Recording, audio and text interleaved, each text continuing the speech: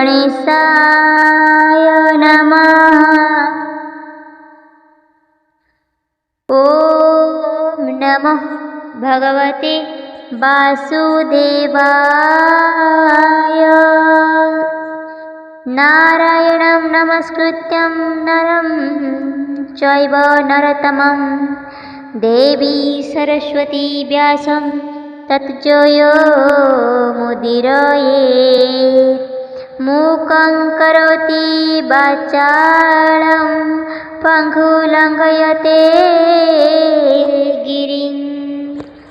यत्कृपातमहं वन्दे परमानन्दमाधवम्।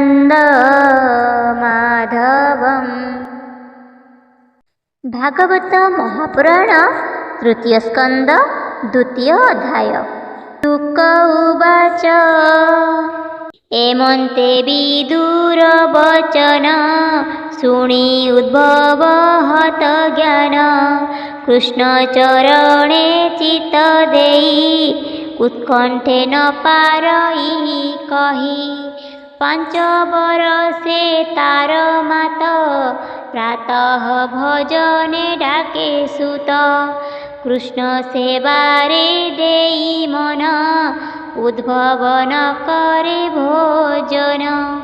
कृष्ण सेवारे दिन गला स्वभावे बयस सरिला।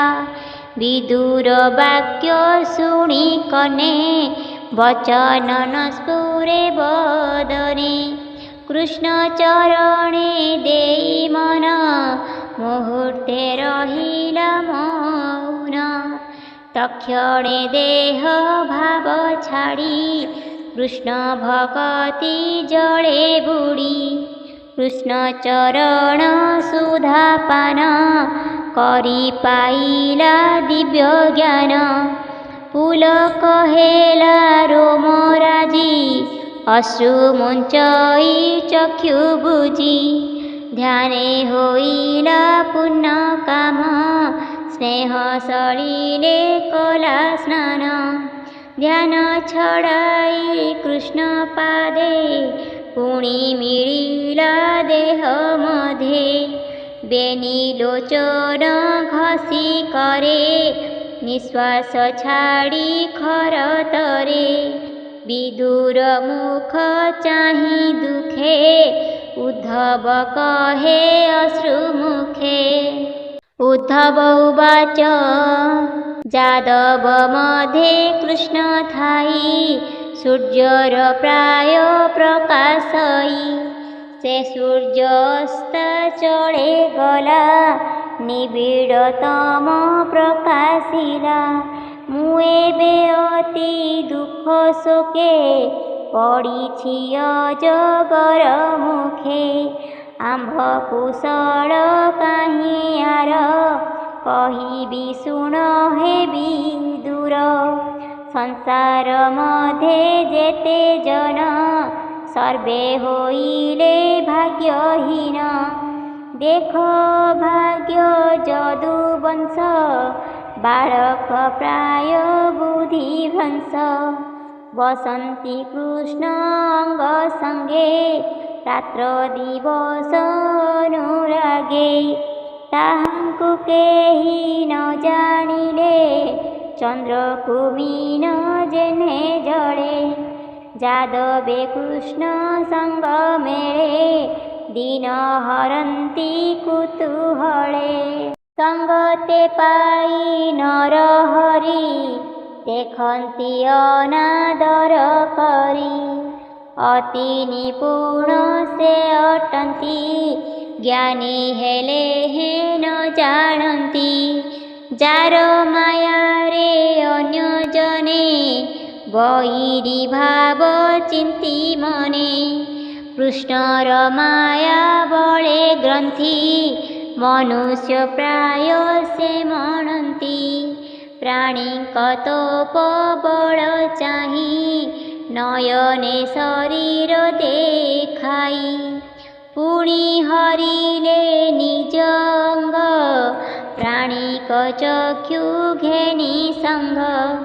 माया मनुष्य रूपे हरि अनंत लीलाए बिहारी। सर्वसंपद आत्मा तुले निज भुवने विजे कले। धर्म कुमार यज्ञ काले देव मनुष्य ऋषि मेले।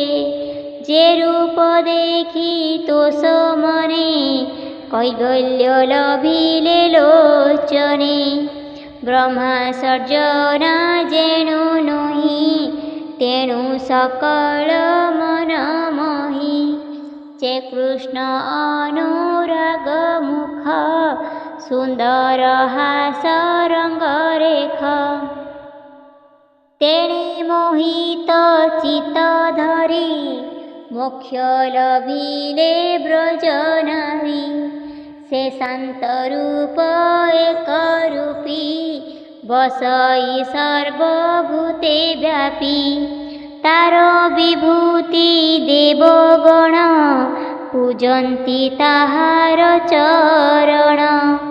देवंक अर्थे से मुरारी जन्मई नाना रूप धरी। स्वभावे जन्म जार नाही निमित्त अर्थे कल्पे देहि। अग्नि जेसने नाना मते जतने जड़ई जगते। एक कथा मोर खेद करे से जन्मी वसुदेव घरे। कंसर डरे गोप मेले रुचि जे थिले बाळ काळे। तहु मथुरा पुरे आसी गज चाणूर कंस नासी। जाइन माता पिता पास होइले क्षमा कर दोष। तुम्भंकु निश्चिंत न करी व्यर्थे बंचे देह धरी।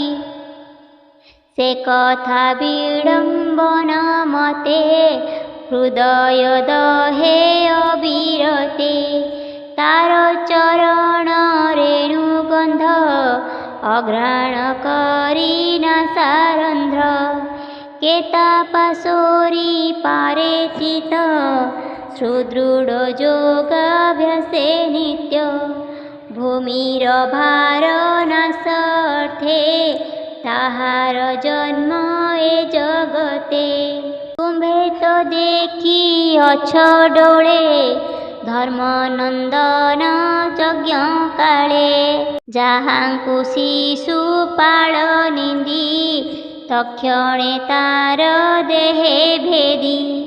लुचिला अभय चरणे रहिला अजरा मरणे। जे गति जोगी जने चिंती जन्म मरणु निस्तरंती। तारो विजोग केबा सहे जेबा जगते देह बहे। देख भारत युद्धे जेते रथी पदाति अप्रमिते।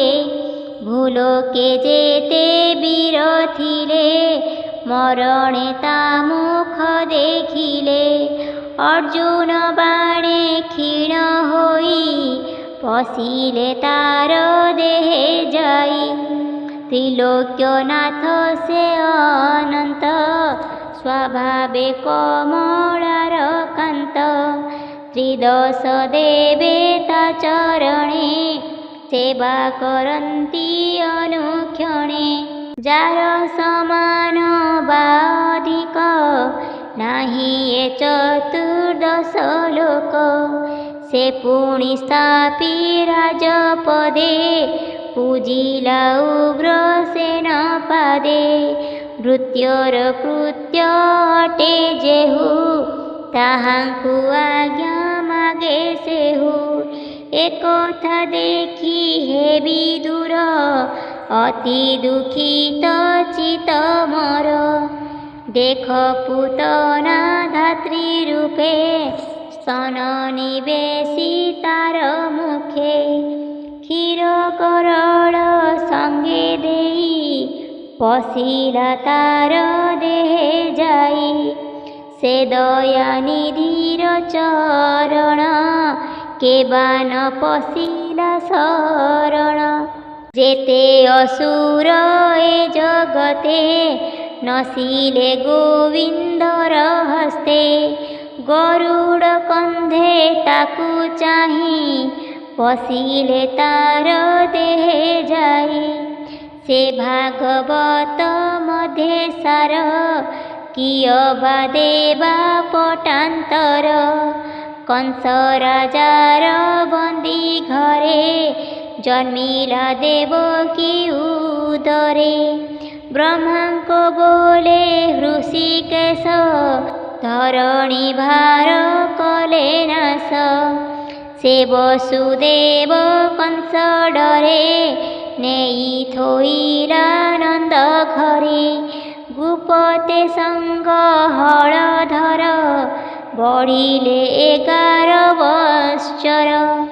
ଗୋପ ବାଳକ ସଙ୍ଗେ ଥାଇ ବନେ ଚରାନ୍ତି ନିତ୍ୟ ଗାଇ। ବେଣୁ ଶବଦ ସିଂହାନାଦେ ବନେ ବୁଲନ୍ତି ଅପ୍ରମାଦେ।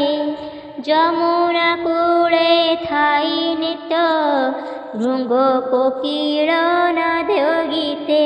ଜନେ କୁମାର ଲୀଳା ଅନୁଦିନେ ରୋଦନ ହସନ ଖେଳନେ।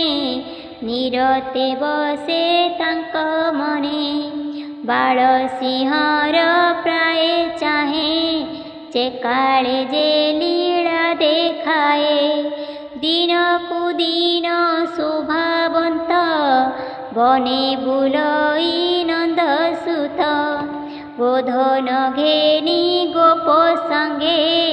ବେଣୁ ବଜାଇ ନାନା ରଙ୍ଗେ କଂସର ଆଜ୍ଞାରେ ଅସୁରେ। ଯେତେ ମିଳିଲେ ଗୋପପୁରେ ପୂତନା ଆଦି ମାୟା ରୂପୀ। ମିଳିଲେ ବନଗିରି ବ୍ୟାପୀ ତାହାଙ୍କୁ କରି ବାଳ ଖେଳା। ହେଳେ ମାଇଲେ ନନ୍ଦ ବଳା ଯମୁନା ବିଷ ଜଳ ଖାଇ। ମରୁ ଯେ ଥିଲେ ଗୋପ ଗାଇ ତାଙ୍କୁ ଜିଆଇ ନନ୍ଦ ବାଳ ଅମୃତ କଲା ବିଷ ଜଳ। ଇନ୍ଦ୍ର ଉତ୍ସବ ଭଙ୍ଗ କରି ଗୋପଙ୍କୁ ପୂଜାଇଲେ ଗିରି। ଯଜ୍ଞ ବିଭଙ୍ଗେ କୋପ କରି ଇନ୍ଦ୍ର ବରଷେ ଘୋର ବାରି। ଗୋରୁ ଗୋପାଳଙ୍କ ବିକଳ ତକ୍ଷଣେ ଦେଖି ନନ୍ଦ ବାଳ। ଛତ୍ର ଆକାରେ ଗିରି ଧରି ରଖିଲେ ଗୋପପୁର ଶିରି। ଶରଦ ଚନ୍ଦ୍ର ନିଶି ଚାହିଁ କାନନେ ବେଣୁ ନାଦ ବାଇ। ସେ ଗୋପୀ ମଣ୍ଡଳ ମଣ୍ଡନ ରାସ ଉତ୍ସବେ ଭଗବାନ। 16 ସହସ୍ର ଗୋପ ନାରୀ ରମିଲେ ନାନା ରୂପ ଧରି। ତାର ମହିମା କେ କହିବ ଯାହା ନ ଜାଣେ ବ୍ରହ୍ମା ଶିବ।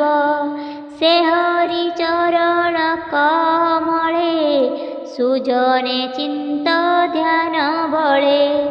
ବିଦୁର ଉଦ୍ଭବ ସମ୍ବାଦ ଶୁଣନ୍ତେ ନ ଲାଗେ ପ୍ରମାଦ। ଏଣେ ଗୋବିନ୍ଦ ପାଦେ ରସ କହଇ ଜଗନ୍ନାଥ ଦାସ। ଇତି ଶ୍ରୀମଦ୍ଭାଗବତେ ମହାପୁରାଣେ ପରମହଂସ ସଂହିତାୟାଂ ତୃତୀୟ ସ୍କନ୍ଧେ ବିଦୁର ଉଦ୍ଭବ ସମ୍ବାଦେ ଦ୍ୱିତୀୟ ଅଧ୍ୟାୟ।